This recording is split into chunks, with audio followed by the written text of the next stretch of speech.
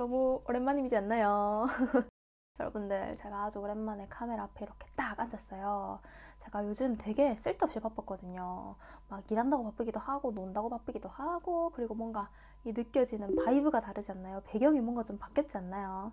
제가 이사를 또 했어요. 그래가지고 이사할 집 알아본다고 또 바쁘고 막 이래가지고 요즘 유튜브에 굉장히 신경을 못 써가지고 좀 마음이 좀 무거워지고 있던 찰나에 이렇게 하나라도 시간이 날 때 빨리 찍어보자 해가지고 이렇게 카메라를 켜게 됐습니다. 칭찬해주세요.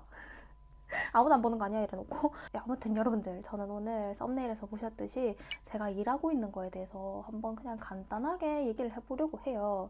좀 이렇게 힘을 빼고 이렇게 말할 거라 가지고 말이 좀 횡설수설 할 수도 있어요. 대본을 아무것도 안 썼거든요. 그래서 그냥 편하게 한번 언니 동생이 얘기한다는 식으로 내가 언니려나 내가 동생이려나 그렇게 한번 얘기를 해보려고 합니다. 근데 시작하기 전에 제가 살짝 감기가 걸려가지고 지금 약간 콧물도 조금 나고 목도 조금 아프거든요. 그래서 이게 어떻게 목소리가 입혀질지 모르겠는데 좀 듣기 불편해도 양해 부탁드리면 바로 시작해봅시다.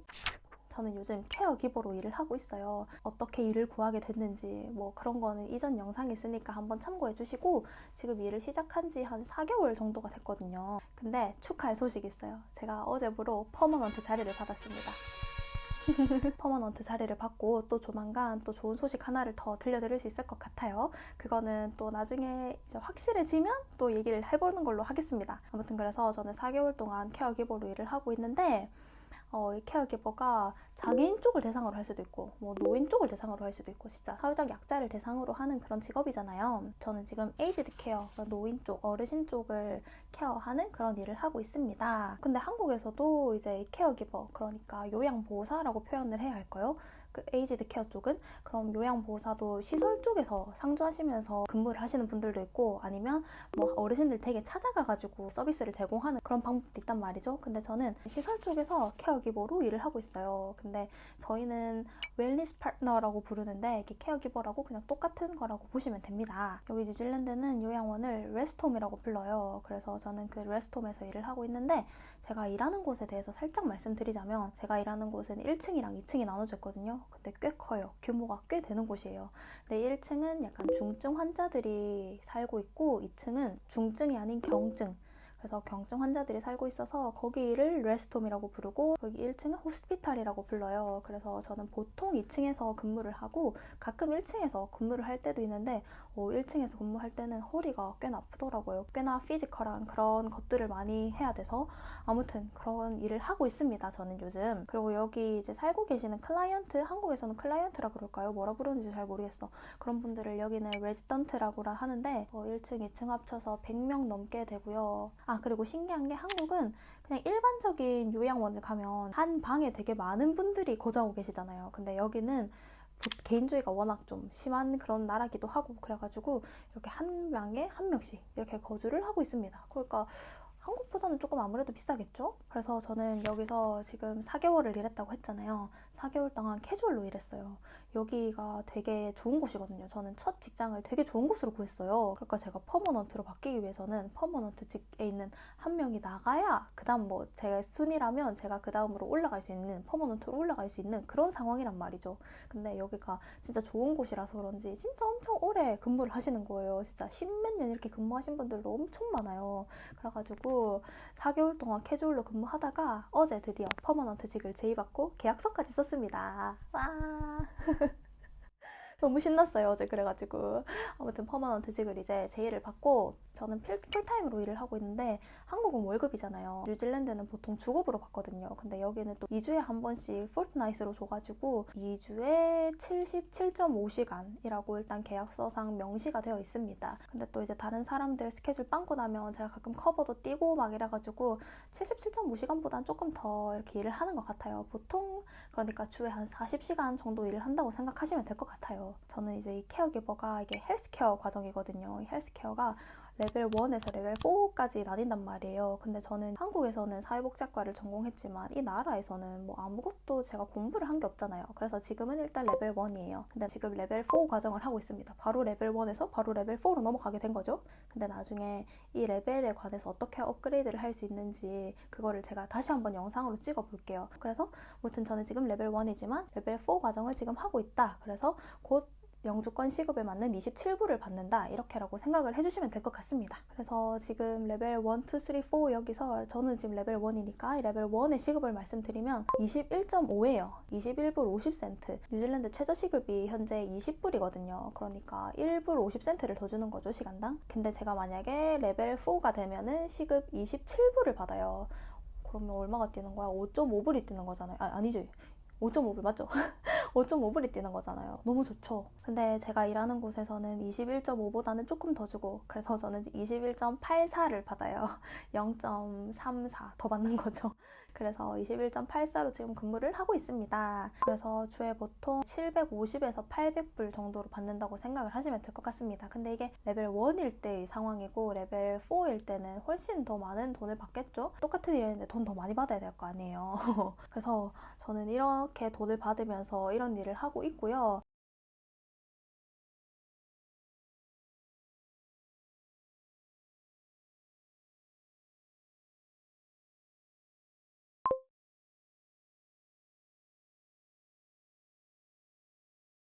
이게 근데 오전, 오후, 밤 근무 이게 3교대란 말이에요. 근데 그 3교대를 제가 다 뛰어봤어요. 오전에 일하는 일이 다르고 오후에 일하는 일이 다르고 밤에 일하는 일이 다 달라요. 근데 지금은 일단 밤 근무로 퍼머넌트 시프트를 받긴 했는데 낮에 일할 때는 일단 가장 주되는 일이 할머니 할아버지들을 씻겨드려야 되고 이제 토일레팅 해드려야 되고 옷을 나이트티에서 진짜 옷으로 이제 외출복으로 갈아입어야 되잖아요. 활동할 수 있는 복으로 그런 거 갈아입혀드리는 거, 그리고 베드 메이킹 하는 거, 그리고 또 뭐가 있으려나? 그리고 밥 이제 피딩 해줄 때도 있고, 정말 그냥 시설 요양보호사가 할 수 있는 일을 모든 걸 다 한다라고 생각을 하면 돼요. 그리고 가족들 오면 뭐 할머니, 할아버지의 상태는 뭐 이렇다 이런 것도 말할 때도 있고, 그리고 여기는 매니저들과 소통을 되게 중요하게 생각하고, 동료들과의 소통도 정말 중요하게 생각해요. 왜냐면 나 혼자 이 일을 다 했는데 내가 그거를 상대방한테, 내 코워커한테 말하지 않았을 때 코워커가 그걸 다시 하고 있을 수도 있잖아요. 내가 만약에 이 할아버지 이미 화장실을 한번 같이 갔다 왔어. 내가 이미 토일레팅을 했어. 근데 이 코워커가 모르고 그 할아버지 토일레팅 할 시간이 돼가지고 한 번 더 갔다 오고 이럴 수도 있잖아요. 그래서 여기는 코워커들과의 이런 커뮤니케이션이 굉장히 중요한 그런 직업입니다. 그렇다는 거는 영어가 굉장히 많이 필요하다는 그런 뜻이 되겠죠? 그래서 저도 늘 영어가 힘들어요. 늘 못 알아듣고. 여기는 그래도 정말 다행히 이민자들이 되게 많거든요. 필리핀도 진짜 많고 인도도 진짜 많고 물론 백인도 많지만, 그래서 조금 마음의 위안이 되는 건 뭔지 알아요?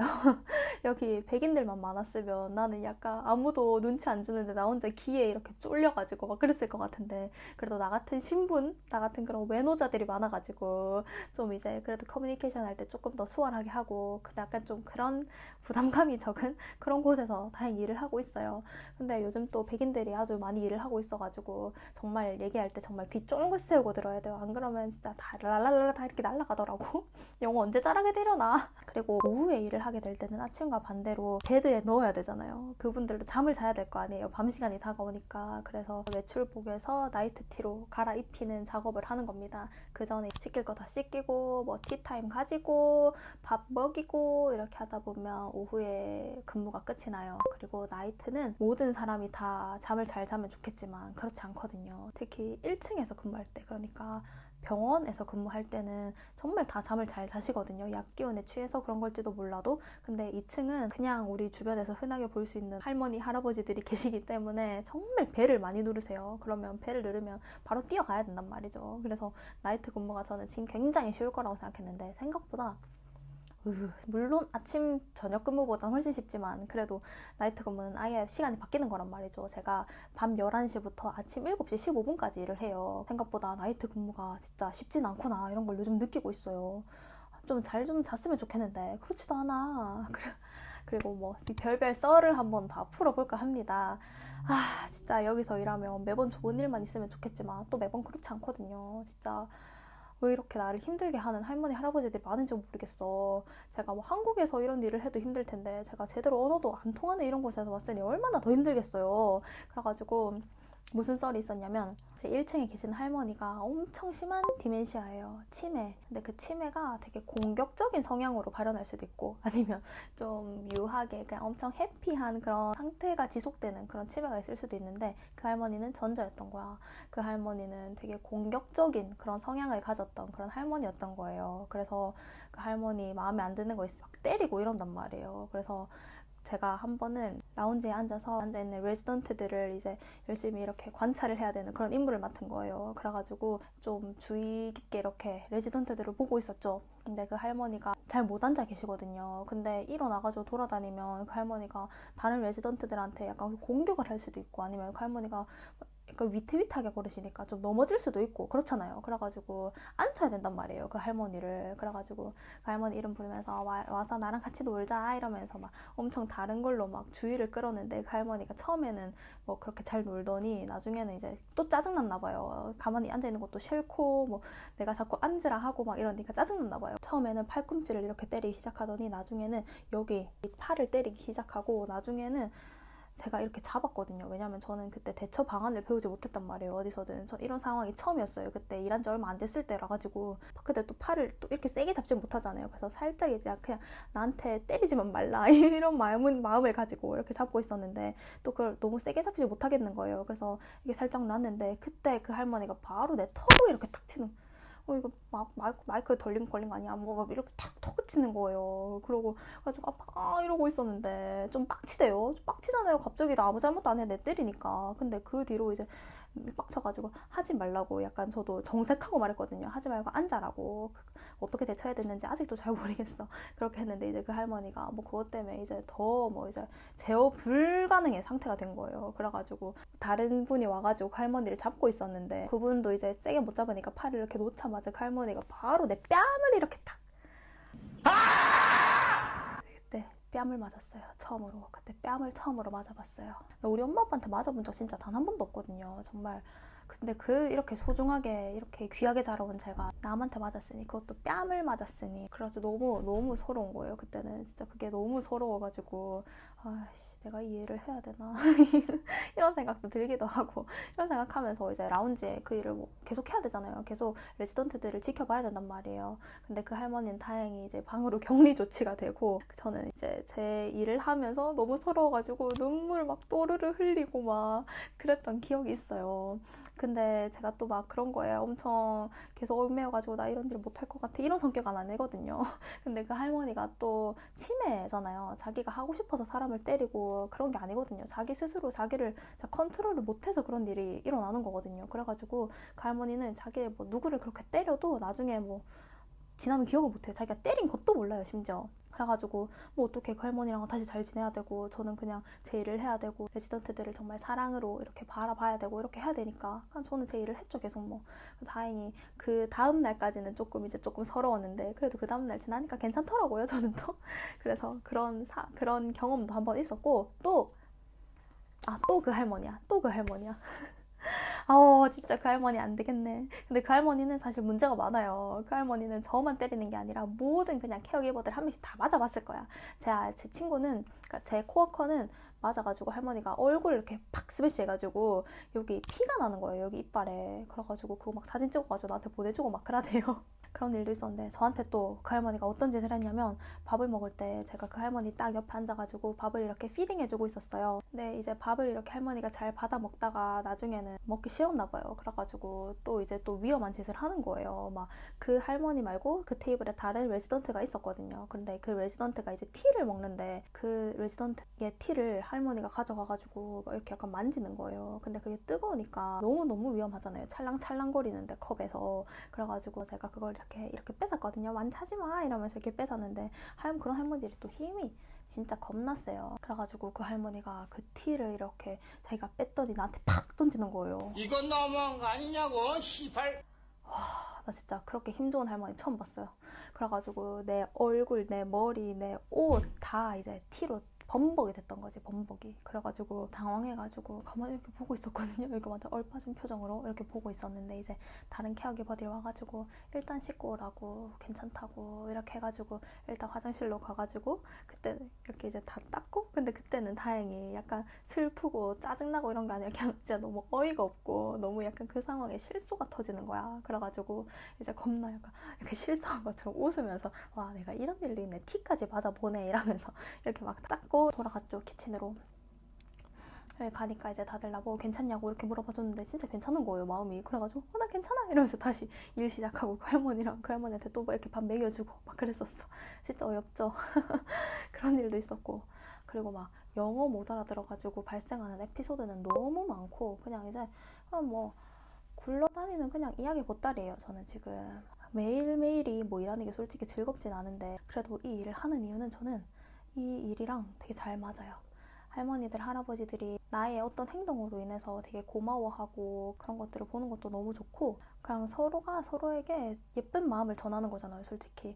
물론 저의 이런 케어들을 당연하게 생각하시는 분들도 많아요. 그런 것도 솔직히 뭐 할 말은 없죠. 자기들이 이제 돈을 내고 여기를 들어왔고 저는 여기에 소속된 사람이니까 그래도 할 말은 없는데 그래도 정말 많은 분들이 도와줘서 고마워 막 그리고 어떤 할아버지가 저한테 뭘 부탁했는데 제가 그걸 이제 들어주니까 뭐 진짜 간단한 거였거든요. TV 켜달라 뭐 소리 조금 줄여달라 이런 거거든요. 근데 이제 그 할아버지가 저한테 난 너한테 정말 확실히 해두고 싶은 게 있어. 너가 나에 대해 생각했을 때 보스이하게 느끼게 하고 싶지 않아. 이렇게 말을 하는 거예요. 그러면서 정말 고맙고 나는 너 덕분에 정말 이렇게 오늘 하루를 만들었어. 약간 이런 식으로 말씀하셔가지고 제가 그런 거에 너무 감동을 받은 거예요. 이런 것들이 정말 제가 계속 이런 일을 할 수 있도록 만들어주는 원동력이 되는 것 같아요. 이게 계속 계속 썰만 말하면 정말 끝도 없이 나올 것 같으니까 일단 이 정도 썰은 한번 집어넣어두고 나중에 또 시간이 나면 한번 이렇게 썰만 이렇게 하는 것도 재밌겠다, 그죠? 아무튼 그런 거를 한번 다시 찍어보도록 하고 그리고 제일 중요한 점 이거는 사실 헬스케어는 영주권을 받기가 쉬워요. 이것도 다음 영상에서 좀 더 자세히 말을 하고 싶긴 한데 이게 레벨 4를 받으면 영주권 신청 점수가 된단 말이에요. 그러면 오픈워크 비자 3년짜리가 또 나와요. 영주권 이제 또 정책이 어떻게 바뀔지 모르겠지만 지금까지는 헬스케어는 굉장히 영주권을 따기에 빠른 그런 선택지가 아닌가. 저는 개인적으로 그렇게 생각을 해요. 뭐 다른 분들의 의견은 뭐 있으면 많이 올려주세요. 뭐 비난 이런 거 하지 말고 그런 거 올려주세요, 댓글로. 저 그런 거 좋아해요. 아무튼 그래서 저는 지금 헬스케어 쪽으로 영주권까지 바라보고 있고 레벨 4까지 바라보고 있고 이걸로 27불 맞춰서 영주권을 신청할 계획이다 라고까지만 지금은 말씀을 드릴게요. 아무튼 그렇습니다. 제가 하고 있는 일은 이렇습니다. 어떤가요? 오늘 좀 뭔가 도움이 많이 되셨나요? 이 헬스케어 쪽을 바라보는 분들이 요즘 조금 있는 것 같더라고요. 그래서 제가 뉴질랜드 헬스케어 이런 걸 네이버랑 유튜버에 많이 쳐봤을 때 생각보다 뭐 어학원이 아니지 유학원 이런 거 말고는 정보가 많이 없어서 너무 아쉬운 거예요. 그래가지고 제가 이렇게 영상을 한번 또다시 찍게 됐어요. 또 조회수도 잘 나왔디. 그래가지고 이렇게 한번 찍어봤는데 이게 또 반응이 좋거나 또 여러분들이 재밌어 하시거나 그러면 또 찍을 수 있겠죠? 그러면 저는 오늘 입이 너무 마르다. 오늘은 이렇게 그만 찍고 다시 나중에 또 한번 켜보도록 하겠습니다. 오늘도 봐주셔서 감사하고 좋아요랑 구독해주세요. 그럼.